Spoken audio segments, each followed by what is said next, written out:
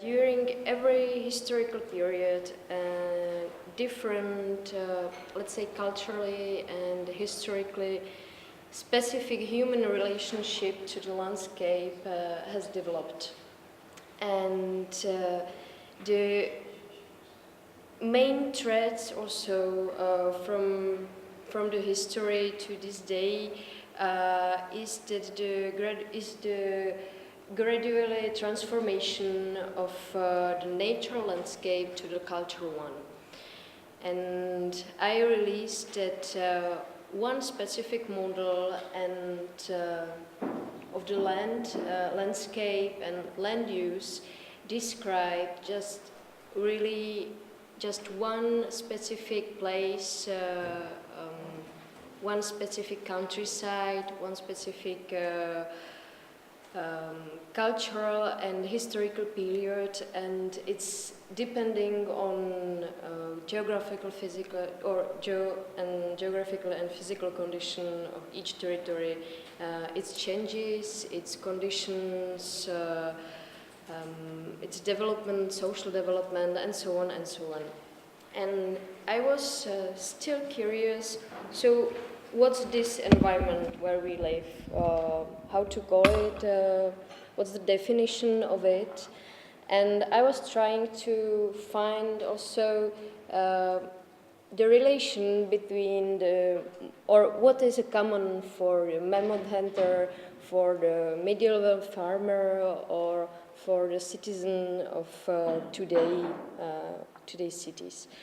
And I realized that it's just a simple thing. It's the landscape, the space that should be perceived as something that you need to know and what you need to understand if you like to live there. And but this is just a part of it.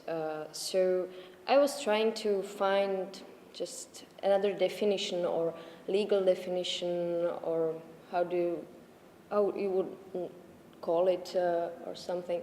So what is this space? What is this landscape?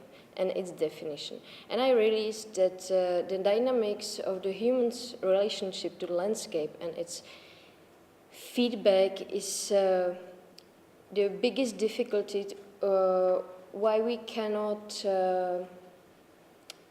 use one universal definition for the landscape.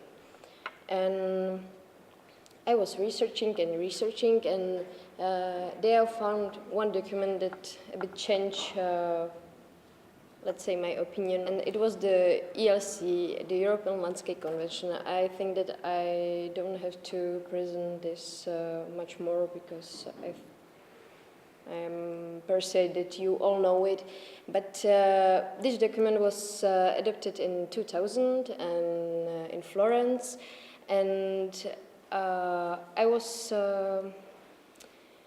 perhaps that someone can say that this is just a declarative document that we sign it and we do nothing with it because it's too general and too universal, but for me, it's surprising that there is a definition of landscape. And you see it on the first line that the landscape means an area as perceived by people whose character is the result of the action and interaction of natural and human and/or human factors. There was also another really let's say, new perspective of how to see the landscape, and it was that they declared the human factor there. I was curious about it a bit more because the Czech Republic signed it in 2004 and tried to implement it. Here, what you see on the screen is around 10 projects, what we did from 2004 till today. So, and the other thing is that this is a really simple scheme of our planning in our country. in Czech Republic. And yes, even if we implement the outputs from those strategies you saw, so it's really hard to implement it on all those layers of the spatial planning in Czech Republic. So I returned back and I was thinking about the relation between the landscape and between the people precisely in our country. And I realized that during the past, the totalitarian regimes, the destruction of traditional methods and working the land, both through the modernization and reckless policies, have brought a device of valuable cultural landscape. Let's say that the Czech Republic, its landscape, but also the people were a victim of the political destruction of a private property relation and business structure in our countryside. So I was curious what happened, for example, just the explanation to this scheme is just the scheme of the development of the landscape mosaic, or landscape metrics in our country during, or this is before the totalitarian regime, and this is now, and this is still now, and nothing changed. So I asked why and what's happened in 89, in the year 1989. Perhaps that we expected that we assumed to at least to revive foundation of the relationships between people and the landscape, or that we restore the responsibility of our actions or something. But this happened really locally and in some perhaps small villages, or some initiatives were founded, but not, it wasn't the aim of the, let's say, new age. We can say that we can add, let's say, 24 years after the 1989 development to the previous 40 years of the totalitarian regime, totalitarian government, to the total duration of systematic incidental destruction of the landscape, or of our landscape, because nothing happened. So what can we do now? If we will do it through law and so on, like I showed you before, it's a really long way, and we are not sure about the success, because the administrative workers, the politicians, and so on, they change. You don't know if they will be there today or tomorrow, or if there will be another person. So I think, or I realized that what we can change is the meaning of people. And this is a scheme of some representative of some sectors. They are professionals, for example, like us. They are teachers, children. They are public sector and government, private sector, like citizens, families, normal people. They are also volunteers. And all those people have to communicate and have to decide something. And let's say that they should be aware of what they do and what is the value, and so on and so on. And if someone of them will not be aware or will not be interested, so the communication will be harder and harder. And what I think is, because, for example, if you would like to change the mind of an adult, it's really hard, But you can change mind and you can educate the children, because the children, when they grow up, firstly, before they grow up, they can influence their parents, is the first thing. And the second thing is that when they grow up, they will be those professionals, teachers, they will work in a public sector, and they will be volunteers, they will be in a private sector, or they will be representative of private sector. So it will be the new generation of people that perhaps they could be aware of some values, perhaps that we can try to restore through them the relationship to the landscape and their responsibility to it. So how to do it? I think that the main part of knowledge is the education. The education you can or the knowledge you can gain it through the family, but if the parents don't have this knowledge or don't have those informations, so they couldn't transfer it to you. So the second thing, where's this culture, is the education, the teachers, because they lead you, they are helping you, they are teaching you and transmit the information through you.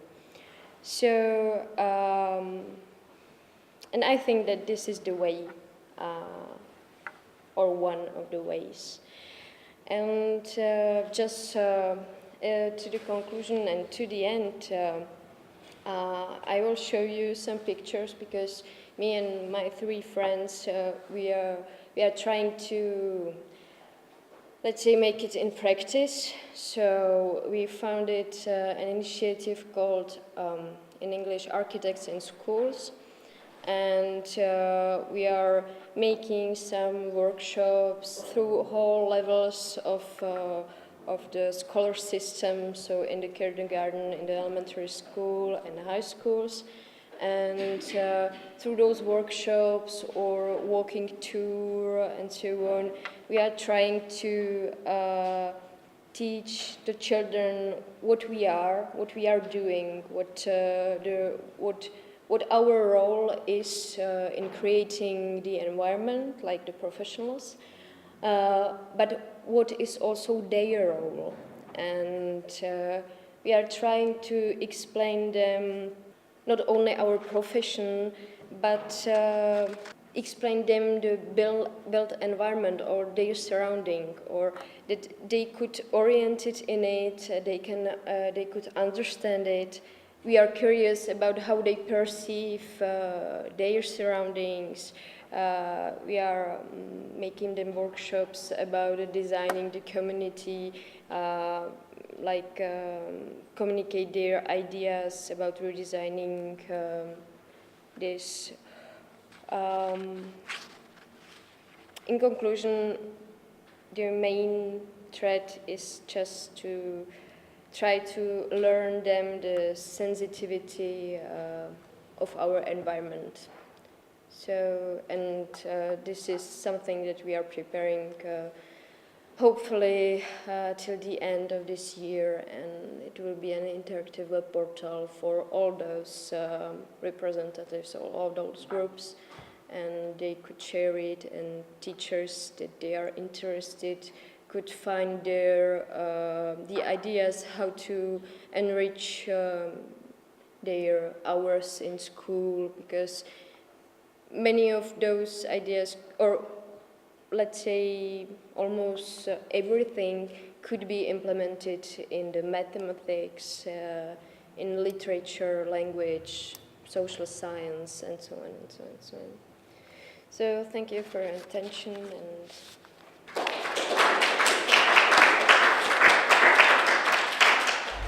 you very much for the presentation. Are there any questions or comments, please? Well, I have a question.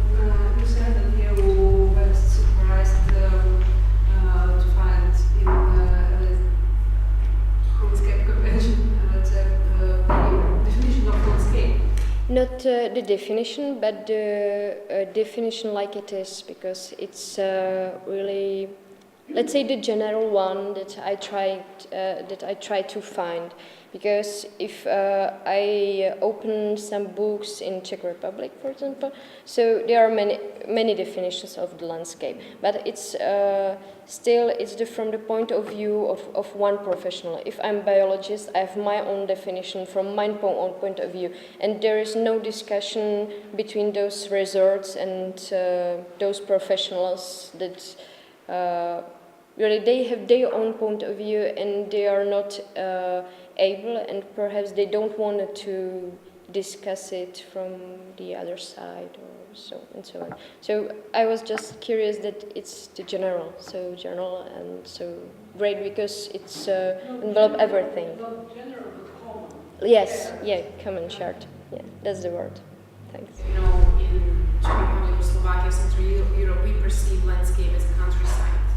So it's very hard to, in the literal translation, krajina means something green outside the city. So it's very difficult, I know, but it's very difficult to explain to other professionals or policymakers or citizens what landscape is, and that it exists in the cities. And landscape conventions is talking about unbuilt and built area.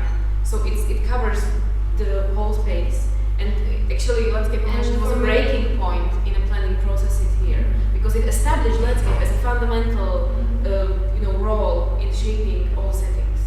Many people released landscape as a nature, and this is the city, and this is the nature, and the nature is the landscape. It's out of the city. Perhaps it is, and I don't know, but perhaps the roots of it could be also in the world of the landscape, because in the Czech it is, the root is in the word kraj, and it means like. It's a really young word. It's from the second half of the 19th century, so it's really young. And it means just the area that you can perceive by eye to its edge. And what is outside of those edges, it's not the kraj, it's something else. So. Is drawn also from the Dutch landschap. Mm-hmm. The same. No, not really, because this is, but the Landschap, it's from the land and the Scheppen, and it means like the land, and the Scheppen, it means like create or something or rebuild. So it, yeah, and it's more larger definition of the landscape than ours.